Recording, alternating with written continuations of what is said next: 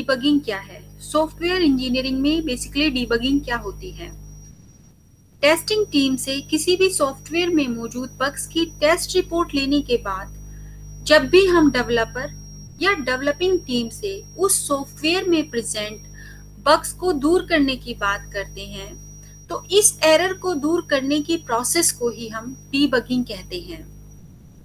इस टाइम पे डेवलपर क्या करता है कि सॉफ्टवेयर में प्रेजेंट बग्स एरर को फाइंड आउट करता है और उस बग्स के आने का रीजन जानता है और उसे फिक्स करने की कोशिश भी करता है। डेवलपर क्या करता है, कोड की हर एक लाइन को टेस्ट करता है जिससे कि यह पता चल सके कि किस लाइन में डिफेक्ट है।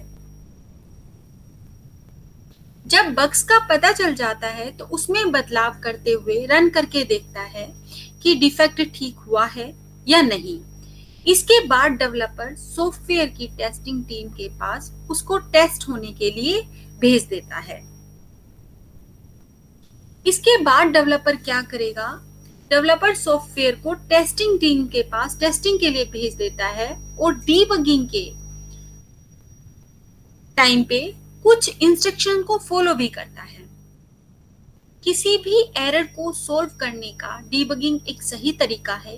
इस प्रोसेस को शुरू करने से पहले जो हमारी डीबगिंग टीम होती है वो क्या करती है कि डीबगिंग टीम के मेंबर को एरर के बारे में समझा देती है। ठीक है, कि एरर होते कहाँ कैसे हैं, बेसिकली एरर कैसे फाइंड आउट किए जाते हैं, ये सब समझा दिया जाता है। डीबगिंग के दौरान ही सॉफ्टवेयर में आए एरर को कंप्लीट तरीके से हमें चेंज नहीं करना चाहिए, क्योंकि इससे क्या होता है कि और भी एरर्स कोड में जुड़ सकते हैं। अगर क्या होता है, अगर प्रोग्राम में किसी भी हिस्से में एरर आ जाता है तो इस बात की पॉसिबिलिटी बढ़ जाती है कि इस प्रोग्राम में और भी एरर हो सकते हैं। इसलिए सजेशन दिया जाता है कि अगर एक हिस्से में एरर मिली है तो हमें उस कंप्लीट प्रोग्राम को स्कैन करना चाहिए, क्योंकि उसमें और स्टेप बाय स्टेप करना चाहिए, उसमें और भी एरर हो सकते हैं। इसलिए ये सजेशन दिया जाता है कि एक हिस्से में एरर है तो complete scan complete program. Error को ठीक करने के लिए अगर किसी प्रोग्राम के किसी कोड में कुछ चेंजेस भी किए जाते हैं तो वह सही और उसकी वजह से ही जो बाकी के प्रोग्राम के आउटपुट में कोई भी इफेक्ट नहीं पड़ना चाहिए। इसलिए टेस्ट करने के लिए हम रिग्रेशन टेस्टिंग का भी यूज करते हैं। रिग्रेशन टेस्टिंग उसको बार बार भेजेगा और अगर उसके अंदर फिर भी कोई भी एरर आता है तो वो वापस से उसको सेंड कर देता है। अब कुछ प्रोसेस हैं डीबगिंग के, वो प्रोसेस को हम फॉलो करते हैं। क्या क्या प्रोसेस हैं स्टूडेंट्स, देखिए। सबसे फर्स्ट प्रोसेस आता है आइडेंटिफाई एरर, एरर को आइडेंटिफाई करना। इसका सबसे पहला स्टेप होता है एरर को फाइंड आउट करना। अगर हम एरर को आइडेंटिफाई करने में सक्सेस नहीं होते हैं तो हमारा बहुत सारा टाइम वेस्ट हो जाता है और फिर क्या होता है कि यूजर के द्वारा जो भी रिपोर्ट की जाती है उस एरर को इंटरप्रेट करना मुश्किल होता है। इसलिए रियलिटी में एरर को फाइंड आउट करना या फिर आइडेंटिफाई करना बहुत इंपॉर्टेंट होता है।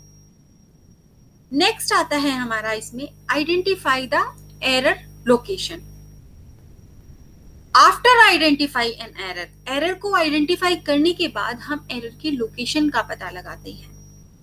इसके लिए हमें क्या करना पड़ता है, इसके लिए हम एरर की लोकेशन को पता लगाने के लिए पूरे कोड को अच्छे से देखते हैं और जहां पर भी एरर होता है उस जगह को फाइंड आउट करते हैं।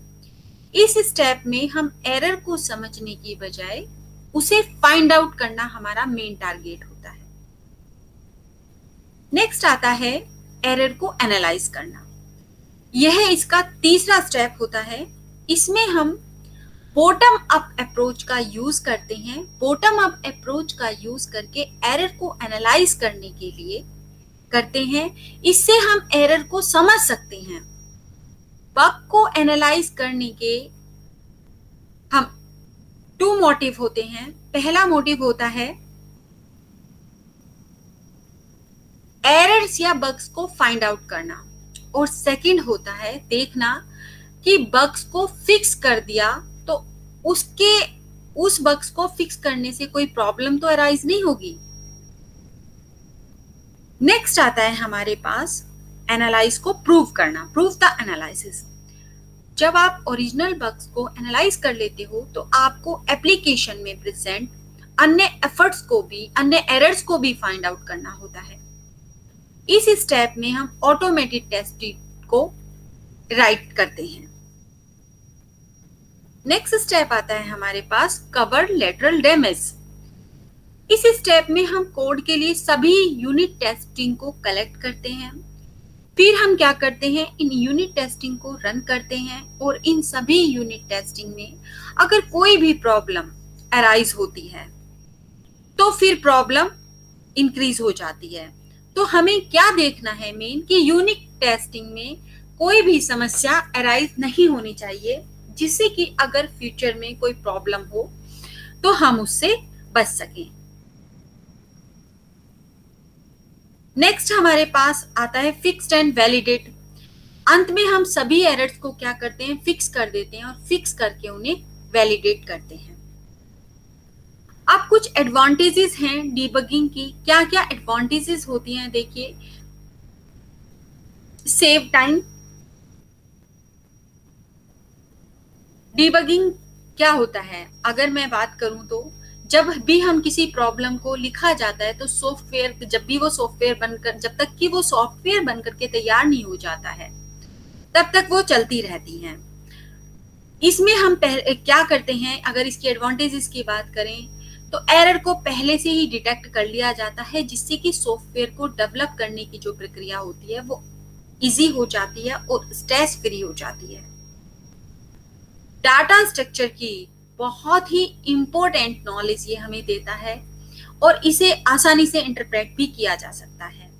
डीबगिंग की हेल्प से ही प्रोग्रामर या डेवलपर जो होते हैं वो प्रोग्राम में से कोई भी अननेसेसरी नॉलेज को रिमूव कर देते हैं। इसमें सॉफ्टवेयर को डेवलप करने में जितना भी टाइम लगता है उस टाइम की भी सेविंग होती है। तो देखिए स्टूडेंट्स, ये था आपका आज का कंसेप्ट